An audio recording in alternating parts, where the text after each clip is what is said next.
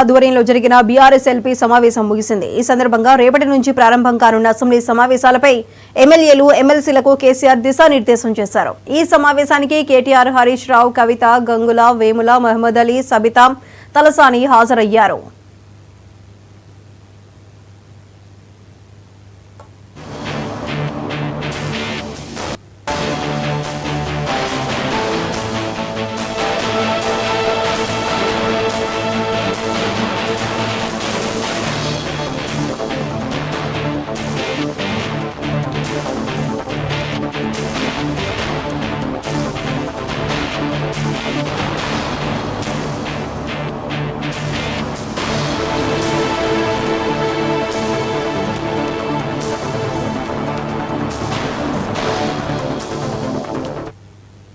ఎర్రవల్లిలోని BRS అధినేత కేసీఆర్ ఆధ్వర్యంలో జరిగిన బీఆర్ఎస్ ఎల్పీ సమావేశం ముగిసింది. ఈ సందర్భంగా రేపటి నుంచి ప్రారంభం కానున్న అసెంబ్లీ సమావేశాలపై ఎమ్మెల్యేలు ఎమ్మెల్సీలకు కేసీఆర్ దిశానిర్దేశం చేశారు. ఈ సమావేశానికి కేటీఆర్, హరీష్ రావు, కవిత, గంగుల, వేముల, మహమ్మద్ అలీ, సబితా, తలసాని హాజరయ్యారు.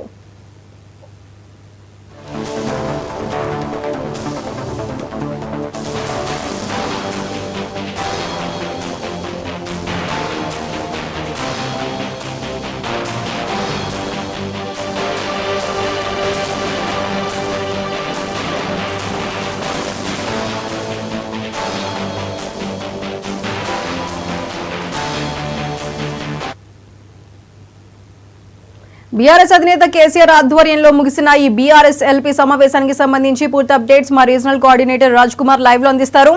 రాజ్ కుమార్, చెప్పండి.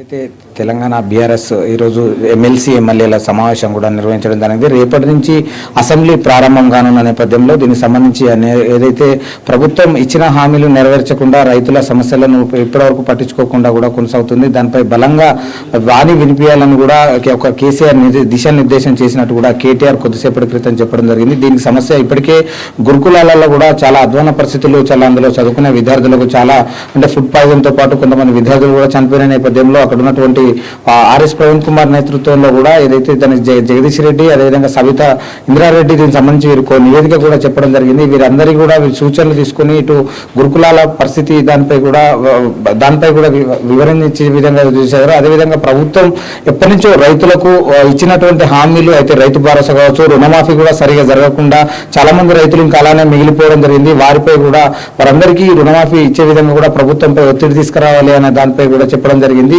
అదేవిధంగా రేపు ఏదైతే రేపటి నుంచి అసెంబ్లీ సమావేశాలు జరగనున్న నేపథ్యంలో అసెంబ్లీలో గట్టిగా ప్రజా సమస్యలపై వాణి వినిపించాలని కూడా కేసీఆర్ ఒక ఎమ్మెల్యేలు ఎమ్మెల్సీలకు దిశానిర్దేశం చేయడం జరిగింది. దీనికి సంబంధించి ఇప్పటికే అంటే పలు అంశాలపై ముఖ్యంగా ఇప్పుడు రైతు కొనుగోలు కేంద్రాల వద్ద కూడా రైతులకు చాలా ఇబ్బందులు పడుతున్నటువంటి పరిస్థితి ఉందని కూడా చెప్పడం జరిగింది. అందులో ఎందుకంటే కొనుగోలు కేంద్రాల వద్ద చాలా దళారులు ఎక్కువైపోయి దానికి సంబంధించినటువంటి తూకాలు కావచ్చు, దానికి తీసుకునే అక్కడే చాలా రోజుల బట్టి రైతులు వేచి ఉండడం, చాలా ఇబ్బందులు పడుతున్నారని కూడా చెప్పడం జరిగింది. ఇలాంటి పరిస్థితుల్లో అంటే రైతు భరోసా కూడా ఇస్తామని మోసం చేశారు. ఏదైతే ఎన్నికల్లో రైతులకు ఇచ్చిన హామీలు ఏ ఒక్కటి కూడా పూర్తి స్థాయిలో నెరవేర్చలేదు. వాటిపై కూడా ప్రజా గలమెత్తాలని కూడా కేసీఆర్ నిర్ణయించడం జరిగింది.